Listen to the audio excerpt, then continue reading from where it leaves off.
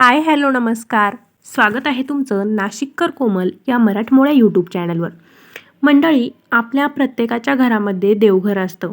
देवघरामध्ये आपण आपल्या कुलदेवीचे टाक ठेवतो. त्याचबरोबर आपली ज्या देवावरती श्रद्धा असतो त्या देवांचे फोटो किंवा मूर्ती आपण देवघरामध्ये ठेवतो आणि आपण दररोज सकाळ संध्याकाळ त्या देवांची पूजा करत असतो. प्रत्येकाची पूजा करण्यामागे कारणे आणि भावना वेगळी असते.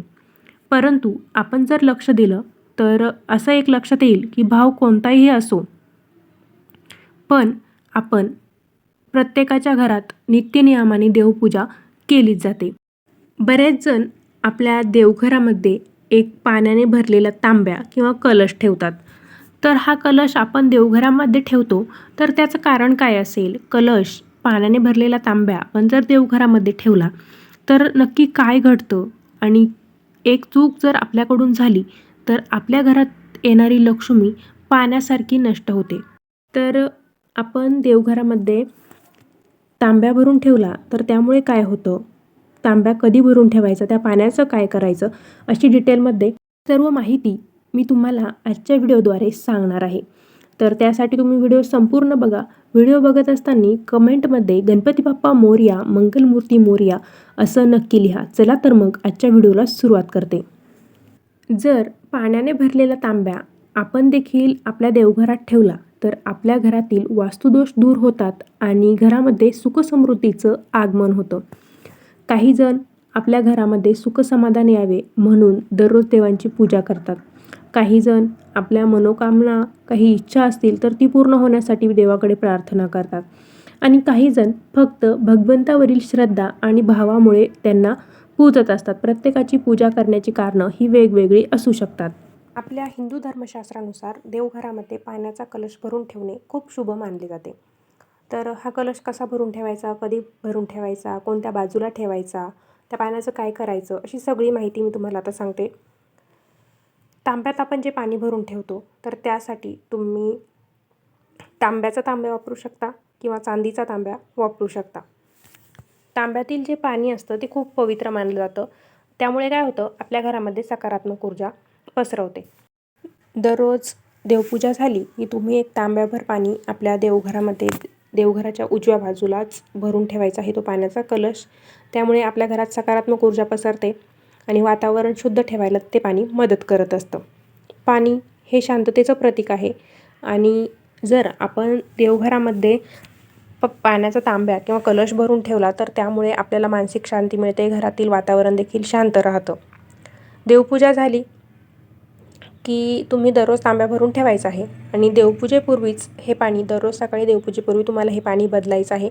ते पाणी तुम्ही एखाद्या झाडाला देऊ शकता किंवा मग जवळपास काही पाणी असेल, नदी असेल तर तिथे तुम्ही हे पाणी त्या पाण्यात मिसळून देऊ शकता. या पाण्यामध्ये औषधी देखील गुणधर्म असतात. हे पाणी आरोग्यासाठी देखील चांगलं असतं. हे पाणी देवपूजा झाल्यानंतर तुम्ही आपल्या घरामध्ये देखील शिंपडू शकता. पण हे पाणी तीर्थजल म्हणून तुम्ही वापरू शकता. आता काळजी काय घ्यायची आहे, दररोज पाणी बदललं की त्या भांड्याची स्वच्छता आपल्याला करायची आहे. ते व्यवस्थित घासून स्वच्छ करून मगच त्यामध्ये पाणी भरून ठेवायचं आहे. पाणी रोजच्या रोज बदलायचं आहे. पाणी बदलायचा कंटाळा करायचा नाही. आता तुम्ही म्हणाल हे पाणी आपल्याला एकतर पाण्यात मिसळायचं आहे किंवा घरात शिंपडायचं आहे किंवा झाडालाच द्यायचं आहे, मग 2-4 दिवसांमुळे बदललं तर चालेल का? तर असं करायचं नाही. पाणी रोजच्या रोज बदलायचं आहे. बऱ्याचदा काय होतं बघा, आपल्या घरात मूर्ती खंडित होत राहतात, फोटोंच्या काचा फुटतात देवांच्या. तर मग असं होऊ नये यासाठी आपण आपल्या देवघरामध्ये पाण्याने भरलेला कलश नेहमी ठेवायचा आहे. त्यामुळे आपल्या घरातील जी काही नकारात्मक ऊर्जा होते ती नष्ट व्हायला मदत होते. देवघरात देवपूजेसाठी आपण दररोज जे ताट तांबे वापरतो तर ते सुद्धा तांब्याचं असलं पाहिजे. दररोज सकाळ संध्याकाळ आपण देवपूजेसाठी दिवा लावतो. तर बरेच जण काय करतात, दिवा विझवत असतील तर ते फुंकर मारून विझवतात. तर ही चूक आपण अजिबातही करायची नाही. देवाजवळचा दिवा कधीही फुंकर मारून विझवायचा नाही. त्यामुळे आपल्या घरात कधीही लक्ष्मी टिकत नाही. आपल्या घरातील लक्ष्मी ही पाण्यासारखी नष्ट होत राहते. दररोज सकाळ संध्याकाळ आपण स्वयंपाक करतो. तर स्वयंपाक करताना, विशेषतः पोळ्या करताना जी पहिली पोळी आपण करतो तर ती पहिली पोळी गाईला द्यायची आहे आणि शेवटची पोळी जी असेल ती कुत्र्यासाठी ठेवायची आहे. तुम्ही पोळी बनवल्याच लगेच त्यांना खाऊ घालू शकता. त्यामुळे काय होतं, आपल्याला जे काही वास्तुदोष लागलेले असतात ते नष्ट व्हायला मदत होते. आपण दररोज देवपूजा करतो, देवांना नवीन फुले अर्पण करतो, तर ती अर्पण केलेली फुले दुसऱ्या दिवशी लगेच उचलून घ्यायची आहे आणि पाण्यामध्ये प्रवाहित करायची आहे किंवा तुम्ही ती मातीमध्ये टाकू शकता किंवा झाडाच्या बुडांना टाकू शकता. जर वाळलेली फुलं किंवा 2-3 दिवसाची फुलं जर आपण देवघरामध्ये तशीच ठेवली देवांसमोर, तर घरामध्ये नकारात्मकता पसरते आणि त्या नकारात्मक ऊर्जेचा प्रभाव आपल्यावर पडतो आणि त्यामुळे घरामध्ये कलह निर्माण होतात किंवा आपल्या कामामध्ये आपल्याला यश मिळत नाही. म्हणून लगेचच दुसऱ्या दिवशी त्या फुलांची विल्हेवाट आपण लावायची आहे, जेणेकरून आपल्या घरात नकारात्मकता येत नाही. तुमच्या देवघरामध्ये पाण्याने भरलेला कलश ठेवतात की नाही, मला कमेंटद्वारे कळवायला विसरू नका. आणि जे लोक आपल्या देवघरामध्ये अजूनही पाण्याचा कलश ठेवत नसतील, तर त्यांनी या गोष्टीची लवकरात लवकर सुरुवात करावी. जेणेकरून काय होईल, आपल्या घरात काही वास्तुदोष असतील तर ते निघून जातील. घरात भांडणं, चिडचिड, नजरबाधा असेल, या सर्व गोष्टींपासून आपल्या घराला मुक्ती मिळेल आणि नकारात्मक गोष्टींपासून आपल्या घराचं संरक्षण होईल. एकंदरीत काय, घरात सकारात्मक ऊर्जा येईल, प्रसन्नता वाढेल आणि सर्व समस्यांपासून आपल्याला मुक्ती मिळेल. घरात धनधान्याची कमी पडणार नाही. देवी लक्ष्मी देखील आपल्यावर प्रसन्न राहील. सर्व आर्थिक समस्या देखील दूर होतील आणि घरात सुखसमृद्धीचं आगमन होईल. घरात पाण्याचा तांब्या भरून ठेवल्यामुळे नक्की काय घडतं, तर बघा, आपण दररोज सकाळ संध्याकाळ सकारात्मक ऊर्जा घरात यावी, आपलं घर प्रसन्न राहावं, यासाठी देवाची पूजा अर्चा करत असतो, देवाधर्माच्या गोष्टी करत असतो.